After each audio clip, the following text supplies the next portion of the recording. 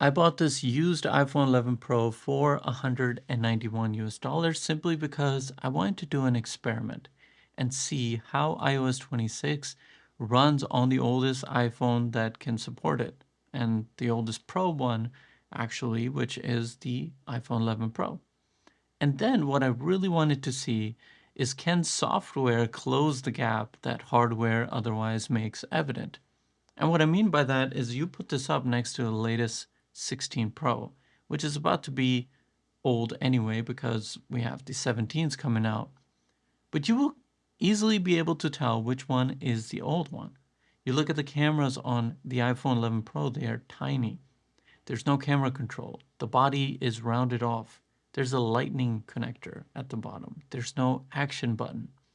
There is no dynamic island at the front inside the screen, even though when you look at both screens, they're actually equally good, except this one doesn't have the ProMotion display. But one of the cool things, like as soon as I received this, I turned it on and I was able to transfer my SIM to here from my iPhone 16e without any issue, without going to the store.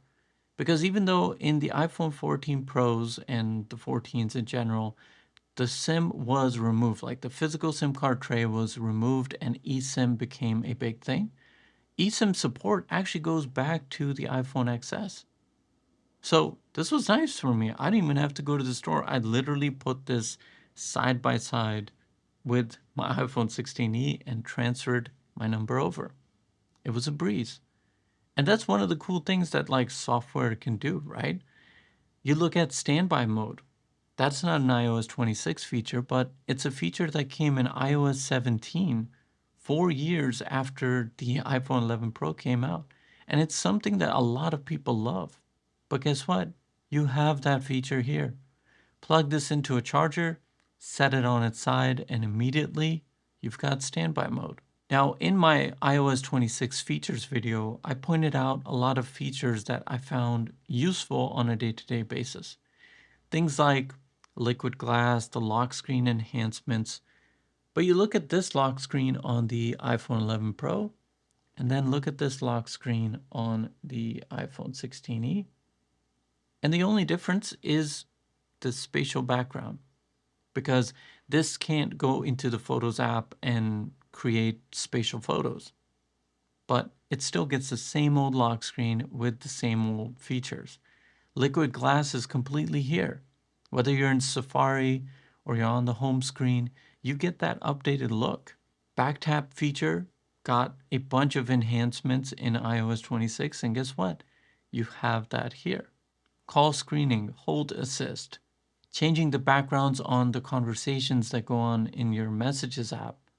So many good features that I actually liked over there are present over here on a phone that came out in 2019. It's 6 years old at this point. Now, the one thing missing here, actually can be argued that is missing on the current models too, is Apple Intelligence. All the things like Genmoji and Image Playground, enhanced Siri features, Circle to Search, but I'm not big on those anyway.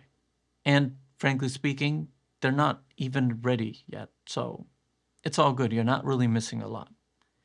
And my goal was to see, can I forget that this is an iPhone 11 Pro?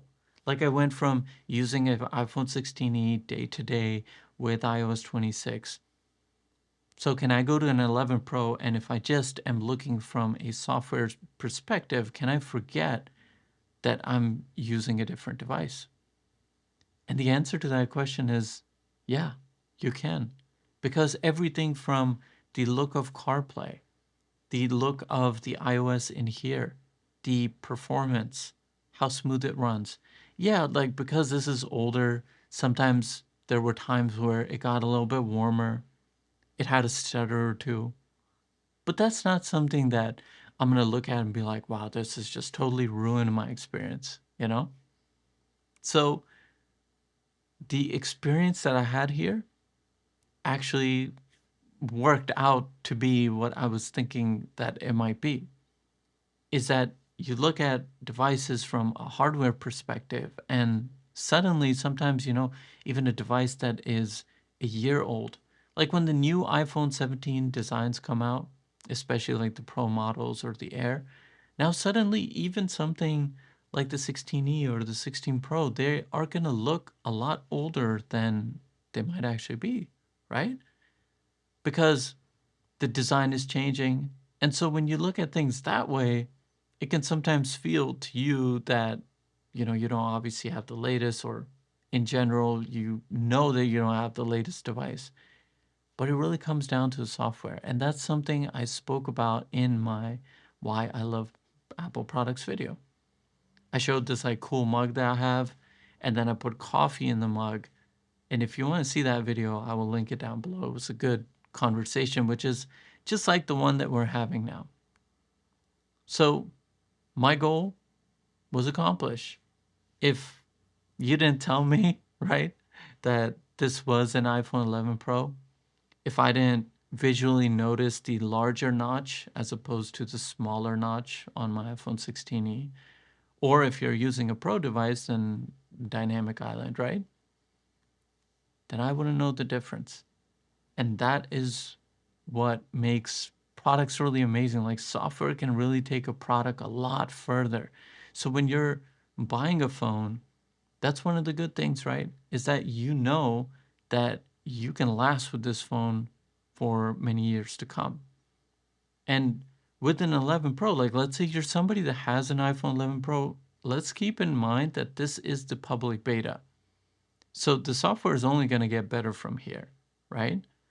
So if you have good battery capacity, or let's say you find a used iPhone 11 Pro like I did, which has decent battery capacity, you could squeeze a year or two out of this one.